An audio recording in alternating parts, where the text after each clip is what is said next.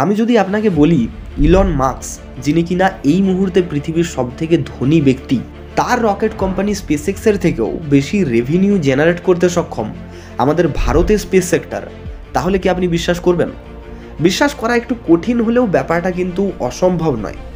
চলুন তবে কয়েকটা অঙ্কের ওপর নজর দেওয়া যাক এবার। লঞ্চ পার কেজি বা একটি স্যাটেলাইটকে লঞ্চ করতে প্রতি কেজিতে কত টাকা খরচ পড়ে? স্পেসএক্সের ফ্যালকন 9 রকেটে করে একটি পেলোডকে লঞ্চ করতে প্রতি কেজিতে খরচ হয় 2,30,000 টাকার মতো, যেখানে ভারতের LVM-3 রকেটটিতে করে একটি পেলোডকে লঞ্চ করতে প্রতি কেজিতে খরচা হয়ে যায় প্রায় 8 লক্ষ টাকার মতো। এবার আপনি নিশ্চয়ই ভাবছেন, তাহলে ভারত কিভাবে স্পেসএক্সের থেকে বেশি রেভিনিউ জেনারেট করবে যখন তারা খুব কম খরচে পেলোডকে স্পেসে পৌঁছাচ্ছে?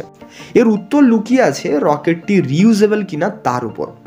দেখুন, স্পেসএক্সের ফ্যালকন 9 রকেটগুলি কিন্তু রিউজেবল, কাজেই এগুলিকে লঞ্চ করার খরচও অনেকটা কম হয়, যেহেতু এই একটি রকেটকেই আপনি বারবার রিফিউল করে লঞ্চ করতে পারবেন, যেখানে আমাদের ভারতের রকেটগুলি খানিকটা ইউজ অ্যান্ড থ্রো টাইপের। আপনি একবার রকেটটিকে লঞ্চ করলেন, রকেটটি তার কাজ করলো, ব্যাস, তাকে নিয়ে আপনি আর কিছু করতে পারবেন না, যে কারণে ভারতকে বাধ্য হয়েই খানিকটা বেশি চার্জ করতে হয়।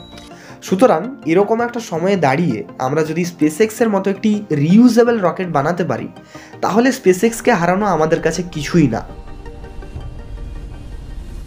আর ঠিক এই লক্ষ্যে বর্তমানে ইসরো কাজ করছে NGLV বা নেক্সট জেনারেশন লঞ্চ ভেহিক্যাল নামের একটি রিউজেবল রকেটের পেছনে, যেটি কিনা অনেক কম খরচে পেলোডকে স্পেসে লঞ্চ করতে পারবে।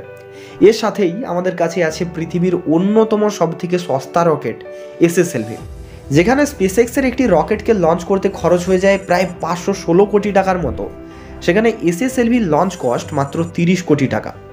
আর এই রকেটটিকে মাত্র 7 দিনের মধ্যে অ্যাসেম্বল করে লঞ্চও করা সম্ভব। সুতরাং খুবই ফ্রিকুয়েন্টলি আমরা ভবিষ্যতে একে লঞ্চ করতে পারবো, অর্থাৎ Bharat on demand launch provide করতে সক্ষম হবে এই রকেটটির মাধ্যমে। বর্তমানে সারা পৃথিবীতে স্যাটেলাইট লঞ্চ মার্কেট প্রায় 16,000 কোটি টাকার মতো, যে মার্কেটের 33% একাই দখল করে আছে স্পেসএক্স। ভারতের নতুন ডেভেলপ করা এই রকেটগুলির মাধ্যমে যদি এই বিশাল মার্কেটের কিছুটা অংশও আমরা দখল করতে পারি, তাহলে স্পেসএক্সের মতো মার্কেট ক্যাপচার করা আমাদের পক্ষেও অসম্ভব নয়। তো বন্ধুরা, ব্যাস আজকের জন্য কেবল এটুকুই। ভিডিওটি ভালো লেগে থাকলে প্লিজ একটা লাইক করুন, আর দেখা হচ্ছে পরের একটি ভিডিওতে। ততক্ষণ ভালো থাকবেন, বাই বাই।